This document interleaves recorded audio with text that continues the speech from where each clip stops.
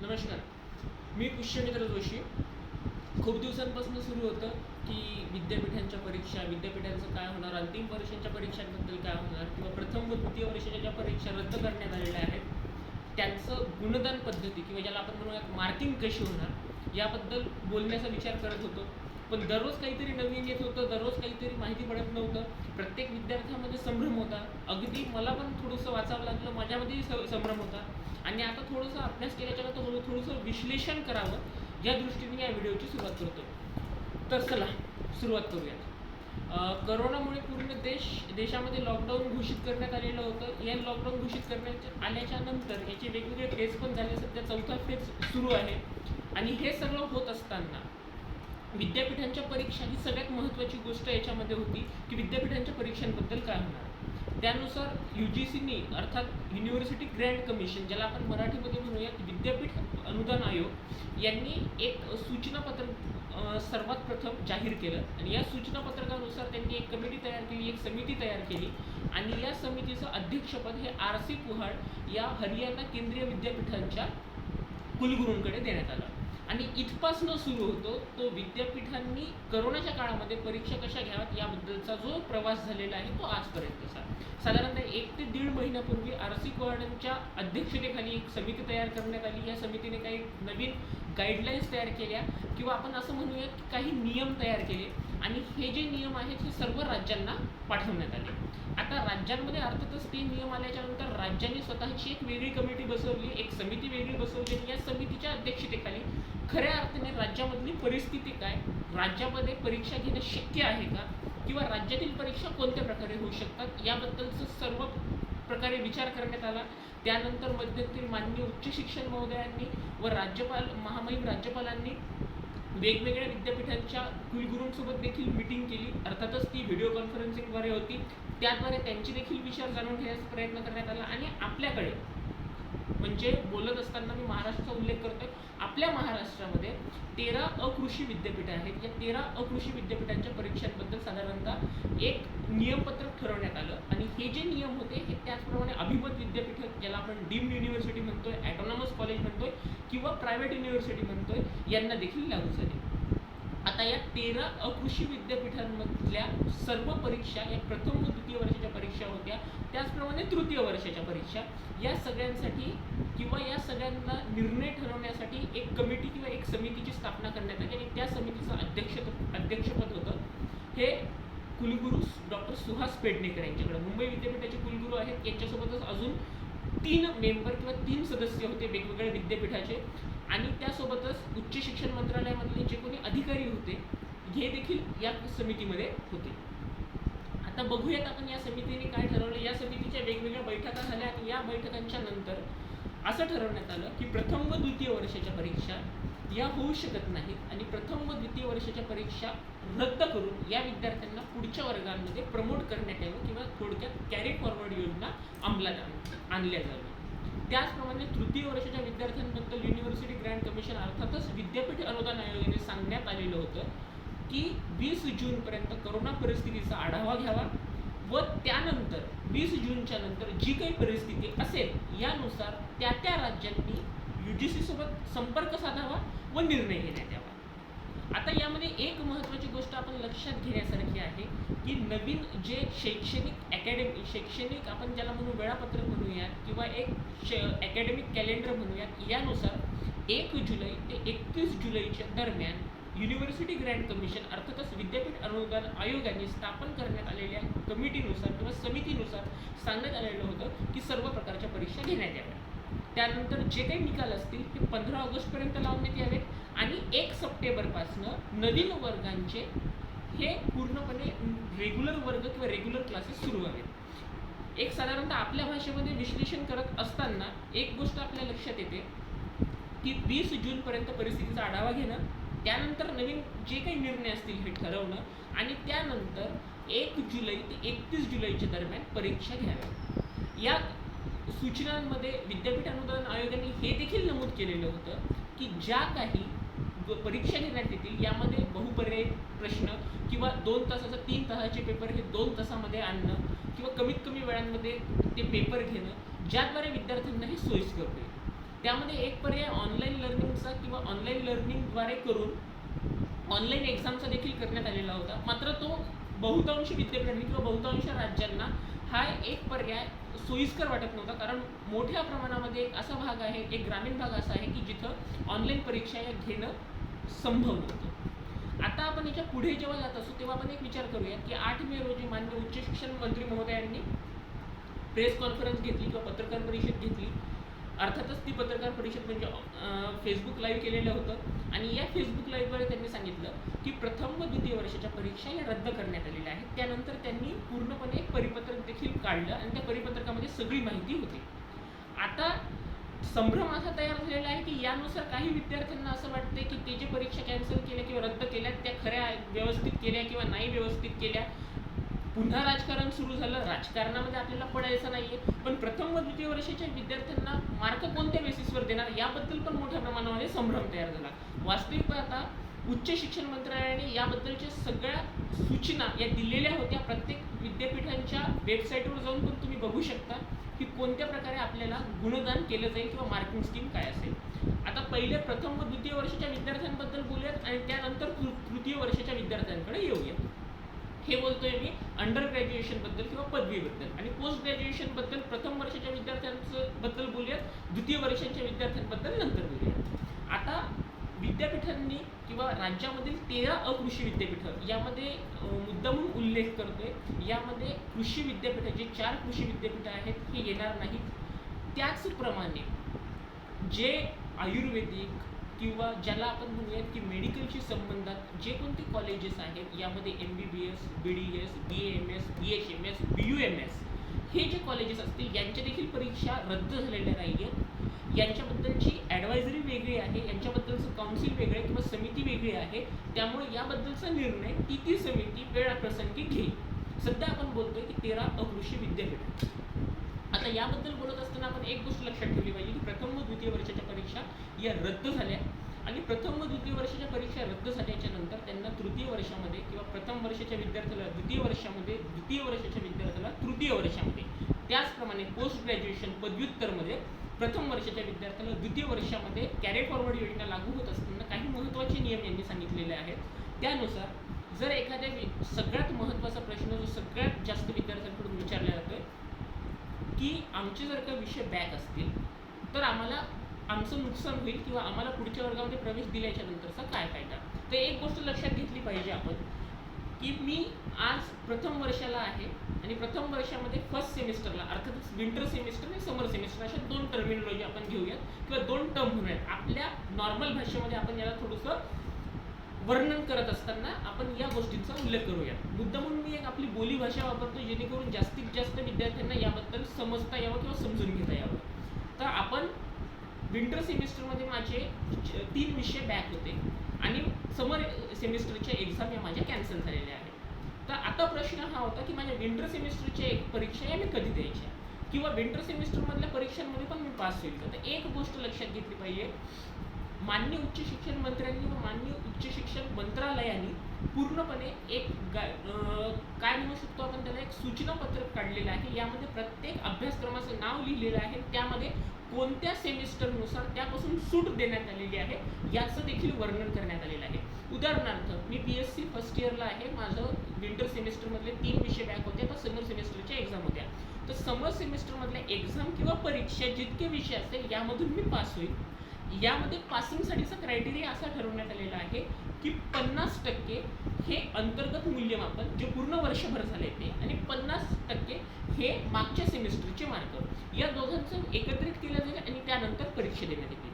आता पुढे पुन्हा प्रश्न तयार होतो की मला 50% मार्क मिळतील का. तुम्हाला 50% मार्क मिळणार नाहीत किंवा कोणालाही ॲग्रिगेट मार्कानुसार किंवा ज्याला ॲग्रिगेट म्हणतो किंवा आपण एक सरासरी मार्कानुसार ॲव्हरेज मार्कानुसार पास करण्यात येणार नाही. तुमची आधीची कामगिरी, तुमचं अंतर्गत मूल्यमापन या सर्वांवर आधारित तुम्हाला पास करण्यात येईल.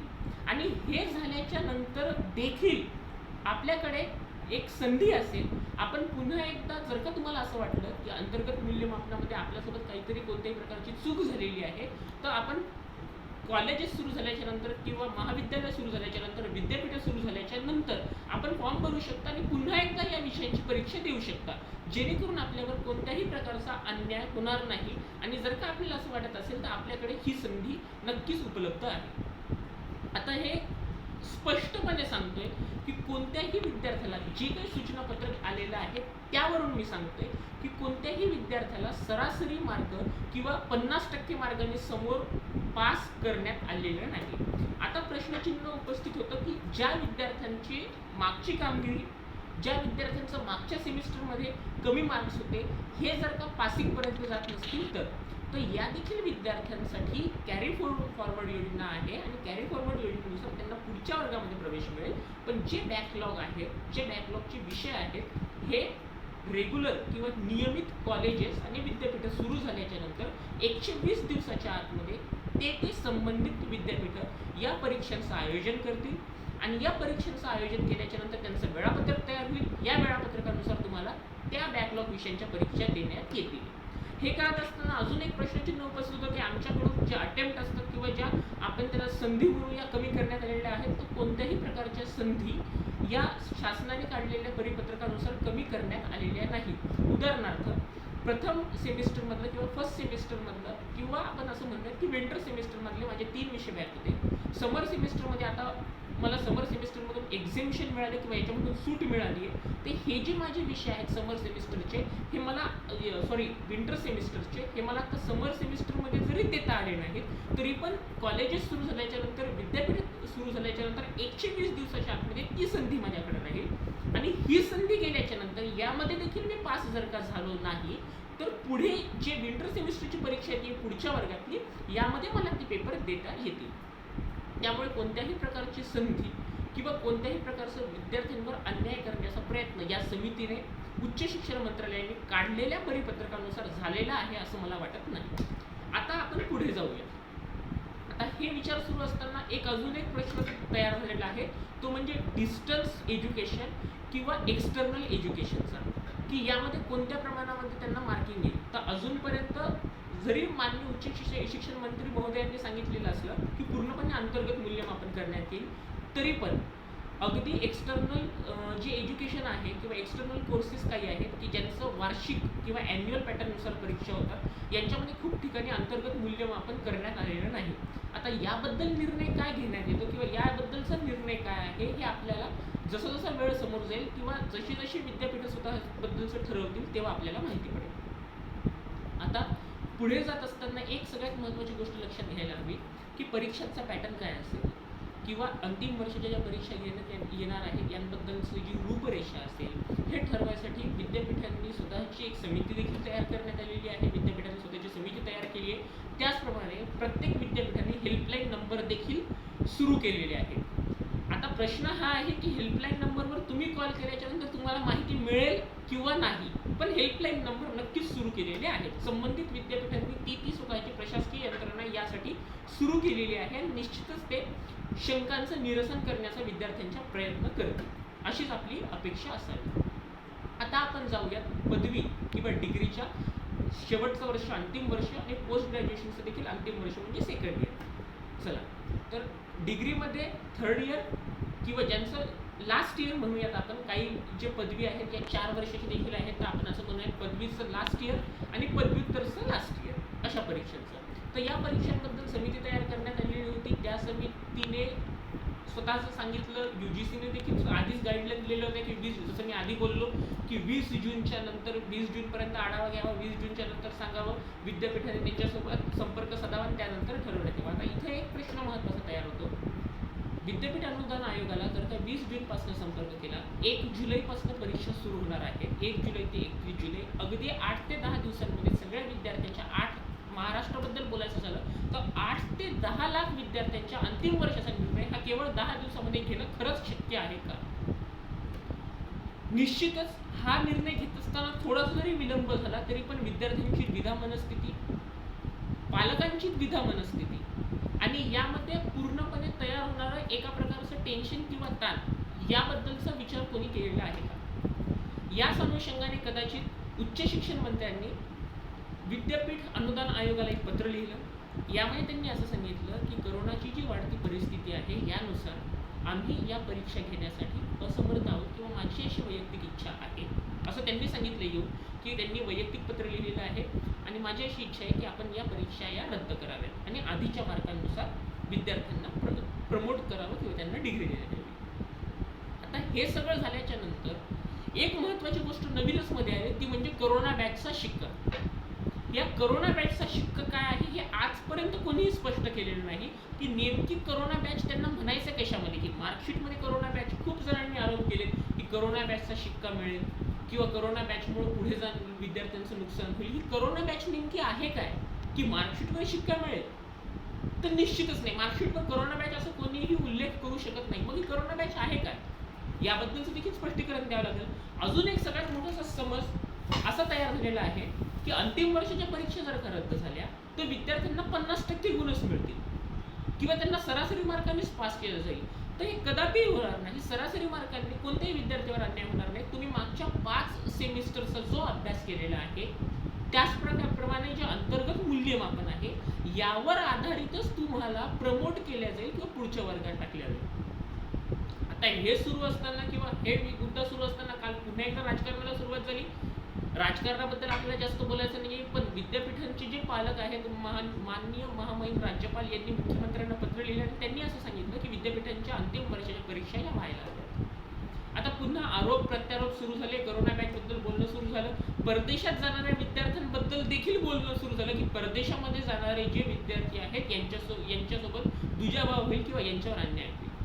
एक गोष्ट लक्षात घ्यायला हवी, 8 ते 10 लाख विद्यार्थ्यांच्या आरोग्याचा प्रश्न असताना केवळ मुठभर परदेशात जाणारे विद्यार्थी, कारण पूर्ण 8 ते 10 लाख विद्यार्थी हे परदेशात जाऊन काही शिक्षण घेणार नाहीये आणि हे घेत नसताना केवळ त्यांच्याद्वारे राजकारण करण्याचा किंवा त्यांना समोर करून विद्यापीठांच्या परीक्षा अंतिम वर्षाच्या परीक्षा या घ्यायलाच हव्या कारण त्यांच्यावर अन्याय होईल, हे कधीही किंवा कदापिही योग्य नाही.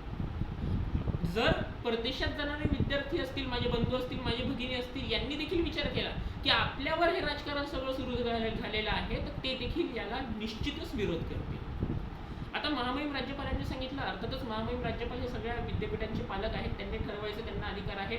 मध्यंतरी काही वृत्तपत्रांनी काही वृत्तवाहिन्यांनी तथाकथित तज्ज्ञांच्या किंवा खरंच जे तज्ज्ञ असतील त्या याच्यामधल्या त्यांच्या मुलाखती घेतल्या, त्यांना विचारलं, त्यांच्याद्वारे असं सांगण्यात आलं की विद्यापीठांच्या परीक्षा या घेतल्याच गेल्या पाहिजेत, त्यांच्यासोबत अन्याय व्हायला नको. एक सगळ्यात महत्त्वाची गोष्ट आपण लक्षात घेतली गेली पाहिजे की विद्यापीठांच्या परीक्षा या व्हायलाच हव्या किंवा झाल्याच असते. मात्र अवघं जग ठप्प असताना, महाराष्ट्र हा करोना रुग्णांच्या यादीत अव्वल असताना आजपर्यंत 47,000 ज्ञात केसेस किंवा ज्ञात करोना बाधित रुग्ण. आता यामध्ये कोणी हे देखील म्हणू शकतं की आकडे काही कमी जास्त झालेले आहेत किंवा काही रुग्णांना डिस्चार्ज मिळाला ते घरी गेले, नक्कीच. मात्र जे उपलब्ध स्रोत आहे यानुसार 47,000 प्लस काउंटिंग समोर जातच आहे, रुग्ण आहेत. जवळपास 1 लाखापेक्षा जास्त लोकांना क्वारंटाईन करण्यात आलेले किंवा विलगीकरण करण्यात आलेले आहे आणि अशा परिस्थितीमध्ये विद्यापीठांच्या अंतिम वर्षाच्या परीक्षा त्या देखील 8 ते 10 लाख तरुण विद्यार्थी, ज्या तरुणांना या देशाचं या राज्याचं उज्ज्वल भविष्य म्हटलेलं आहे, यांच्या आरोग्यासोबत एक साधारणतः एक खेळ करून म्हणता येईल किंवा यांच्या आरोग्याला बाधा पोहोचली तर याची जबाबदारी कोण घेईल. निश्चित परीक्षा या व्हायलाच हव्या होत्या. मात्र सध्याची जी परिस्थिती आहे यानुसार या काळामध्ये परीक्षा घेणं खरंच शक्य आहे का. त्यानंतर पुढे एक गोष्ट सांगितली गेली की विद्यापीठांच्या परीक्षा या घ्या, कधीही घ्या, पुढे जरी गेल्याच्या नंतर घ्या, मात्र घ्या. एक साधा प्रश्न विचारू इच्छितो, जर का विद्यापीठांच्या परीक्षा घ्यायच्या, जर का 1 सप्टेंबरपासून नवीन अकॅडमिक कॅलेंडर सुरू होते आणि 1 सप्टेंबरच्या आधीच्या वर्गांचं सगळं आपल्याला पूर्ण करावं लागेल. जर का पुढे जाऊन जर का म्हटलं तर पुन्हा एकदा अकॅडमिक कॅलेंडरला डिस्टर्ब करून समोर जायचा विचार हे लोक करतील का.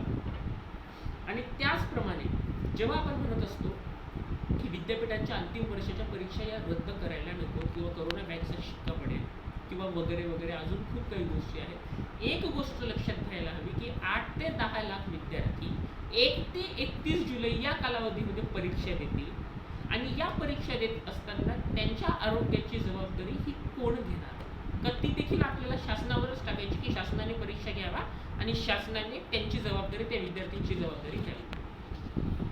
आता यामध्ये कोरोना बॅचचा अजून एक महत्त्वाचा मुद्दा होता, एक महत्त्वाची ज्याला आपण अफवा नाही म्हणू शकत, एक साधारणतः एक संभ्रमावस्था होती की आम्हाला देखील, मला जर का 5th सेमिस्टरपर्यंत किंवा मला लास्ट इयरच्या आदल्या सेमिस्टरपर्यंत, मी 3 वर्षांच्या डिग्री कोर्ससाठी 5th सेमिस्टर म्हणतोय, तर याच्याबद्दल एक अशी संभ्रम तयार झालेला होता की 5th सेमिस्टरपर्यंत जर का मला 90% असतील किंवा 80% असतील तर 6th सेमिस्टरमध्ये मला 50% सरासरी मार्क दिले जातील आणि मला डिग्री देण्यात येईल जर का अंतिम वर्षाच्या परीक्षा रद्द झाल्या तर एक गोष्ट लक्षात घ्यायला हवी, आजपर्यंत असं कधीही झालेलं नाही. अगदी 1953 साली विद्यापीठ अनुदान आयोगाची स्थापना झाल्याच्या नंतर, आता ती कशी झाली, काय झाली, आपण हे पुढे बोलूया, पण विद्यापीठ अनुदान आयोगाची स्थापना झाल्याच्या नंतर पासनं आज पावेतो 2020 पर्यंत परीक्षा रद्द करायची वेळ ही कधीही आलेली नव्हती. हे पहिल्यांदाच निर्माण झालेलं संकट आहे आणि कोणतंही शासन, मी केवळ याबद्दलच बोलतो, ते कोणतंही शासन हे कसं काय एक हुशार विद्यार्थ्याला एक सरासरी मार्क देऊन डिग्री देण्याचा प्रयत्न करेल, याचा विचार आपण स्वतः करावा, एवढे आपण विद्यार्थी नक्कीच सुजाण आहोत.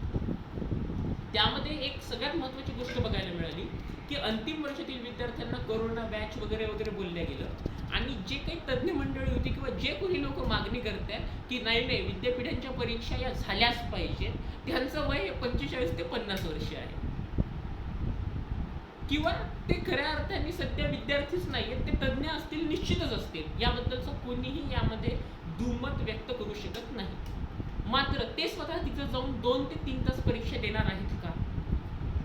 आज घडीला अशी व्यवस्था तयार आहे का की ज्याद्वारे सोशल डिस्टन्सिंग ठेवून 1 ते 31 जुलैपर्यंत सर्व प्रकारच्या परीक्षा घेऊ शकू आपण? एवढ्या विद्यार्थ्यांची व्यवस्था करण्याची किंवा दुर्दैवाने एखाद्याला जर का आरोग्याची बाधा झाली तर याबद्दलची व्यवस्था करण्याची खरंच समर्थता आपल्या व्यवस्थेमध्ये सध्या आहे? आधीच दिवसेंदिवस आपल्याकडची कोरोनाबाधित रुग्णांची संख्या वाढतीये आणि यामध्ये जर का आपण असं म्हणत असू की या कालावधीमध्ये अंतिम वर्षाच्या 8 ते 10 लाख विद्यार्थ्यांचा अजून पण या व्यवस्थेवर टाकण्यात यावा, तर हे निश्चितच चुकीचं आहे. आता पुढे होईल काय किंवा आता पुढे होणार काय? राज्यपालांनी माननीय मुख्यमंत्र्यांना पत्र लिहिलं तर माननीय मुख्यमंत्री महोदय, उच्च शिक्षण मंत्री महोदय, राज्यपाल याच्याबद्दल नक्कीच ठरवतील. मात्र जी राजकारणाला सुरुवात झाली की उच्च शिक्षण मंत्री महोदयांनी परीक्षा रद्द करावरून राजकारण केलं किंवा हे केलं, परीक्षा रद्द केल्याच्या नंतर कोणत्याही व्यक्तीचा काय स्वार्थ असणार आहे? विद्यार्थ्यांना तर परीक्षा द्याव्याच लागत होत्या. मग यामध्ये स्वार्थाची गोष्ट आली कुठून किंवा स्वार्थाचा विषय हा आला कुठून? आणि परीक्षा रद्द करणं हे मध्ये मध्ये काही माध्यमांमध्ये देखील काही पोस्ट केलेले आहे की ज्या देशामध्ये, ज्या देशाला महासत्ता व्हायचं असेल किंवा ज्या देशामध्ये विद्यार्थ्यांच्या परीक्षा रद्द झाल्याच्या नंतर देश महासत्ता होण्याची स्वप्न बघू नयेत म्हणून, या परीक्षा या विद्यार्थ्यांसाठी रद्द करण्यात आलेल्या नाहीत किंवा विद्यार्थ्यांनी मागणी केली आहे फक्त म्हणून आणि म्हणून परीक्षा रद्द करण्यात आलेल्या नाहीत. या परीक्षा या कोरोनाची पार्श्वभूमी किंवा कोरोनामुळे असलेले लॉकडाऊन, त्यामध्ये व्यवस्था आणि त्यानंतर विद्यार्थी, यामुळे नक्कीच कॅन्सल करण्यात किंवा रद्द करण्यात आलेल्या आहेत फर्स्ट इयर आणि सेकंड इयर, प्रथम वर्ष आणि द्वितीय वर्षाच्या. कदाचित तृतीय वर्षाच्या परीक्षा होतील, कदाचित होणार नाही, ही पुढचा मुद्दा. याबद्दल विद्यापीठ अनुदान आयोग सांगेल, महामहिम राज्यपाल सांगतील, मुख्यमंत्री सांगतील, उच्च शिक्षण मंत्री महोदय सांगतील. मात्र सध्याच्या परिस्थितीमध्ये खरंच संयुक्तिक ठरतं असं आपल्याला वाटतं की अंतिम वर्षाच्या परीक्षा 1 ते 31 जुलैमध्ये आपण घ्याव्यात? सध्याची पार्श्वभूमी बघता हे कोणत्याही प्रकारे शक्य वाटत नाही. आता यापुढे जात असताना आपण जर का विचार केला की डिग्री दिल्याच्या नंतर त्या डिग्रीचं कितपत व्हॅल्यू राहील किंवा त्या डिग्रीची कितपत किंमत राहील, तर एक सगळ्यात महत्त्वाची गोष्ट आपण लक्षात घेण्याजोगी आहे, मी वाढती बेरोजगारी किंवा सुशिक्षित बेरोजगार यांच्याबद्दल निश्चितच बोलणार नाही. मात्र 5व्या सेमिस्टरपर्यंत त्या विद्यार्थ्यांनी नक्कीच अभ्यास केलेला आहे, त्यामुळेच ते 6व्या सेमिस्टरपर्यंत आले. 5व्या सेमिस्टरपर्यंत जर का त्यांनी अभ्यास केलेला नसला असता तर ते 6व्या सेमिस्टरपर्यंत पोहोचूच शकले नसते. आणि विद्यार्थ्यांनाच विद्यार्थ्यांचं हित कळत नाही असा जो काही आरोप लावण्यात येतोय सध्याच्या घडीला, हा तरी मला योग्य वाटत नाही वैयक्तिकपणे. जर का विद्यार्थ्यांनाच विद्यार्थ्यांचं हित लक्षात येत नसेल तर मग दुसऱ्या कोणाला येईल? आज घडीला सध्याच्या घडीला तरी संभ्रमावस्था आहे अंतिम वर्षाच्या परीक्षांबद्दल. मात्र आपण अशी अपेक्षा करूया की लवकरात लवकर याबद्दलचा निर्णय येईल आणि हा निर्णय आल्याच्या नंतर आपल्याला माहिती पडेल की परीक्षा होणार आहे किंवा परीक्षा होणार नाही.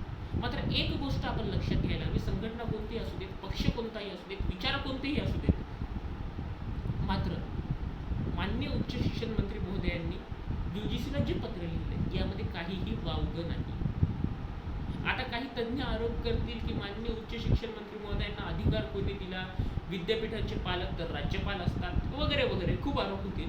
याबद्दलचा काहीच वाद नाही. किंवा मी अंतिम वर्षामध्ये नाही, माझ्या जर का परीक्षा कॅन्सल झाल्या म्हणून मला काही फायदा होईल असंही नाही. पण एक गोष्ट लक्षात घ्यायला हवी, विद्यार्थ्यांच्या बाजूने विद्यार्थ्यांसाठी हे पत्र लिहिलं गेलं होतं असं तरी मला वाटतं, एक वैयक्तिकपणे. पुढे ठरवायचं आपल्याला आहे काय योग्य काय अयोग्य.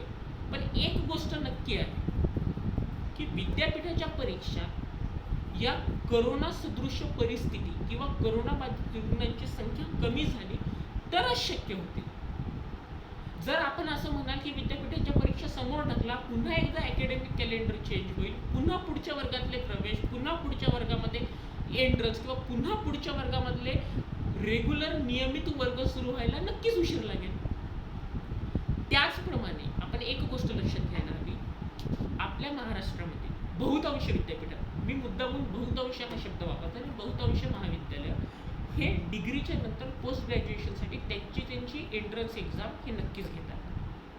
आता पुन्हा प्रश्नचिन्ह उपस्थित होऊ शकतं की जर का सगळ्या विद्यार्थ्यांना किंवा मेजॉरिटी ऑफ विद्यार्थ्यांना 8 लाखापैकी 4 लाख विद्यार्थ्यांना किंवा 5 लाख विद्यार्थ्यांना जर का पास केलं तर त्यांची गुणवत्ता काय किंवा ते कोणत्या बेसिसवर पास झाले, तर नक्कीच आहे ना.